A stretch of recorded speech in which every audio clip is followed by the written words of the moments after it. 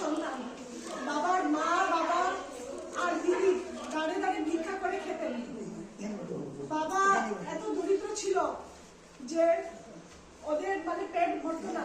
4 বছর বয়স পর্যন্ত বাবা হাতের মার খেয়ে বড় হয়েছে। 4 বছর বয়সে উনার মা বাবা বাবাকে একজন নবদ্বীপ নিবাসী বৈষ্ণব বাবাজির হাতে সমর্পণ করে দেন। আর বাবা নবদ্বীপে চলে আসেন। বাবার জীবনটা শুরু হয় নবদ্বীপে।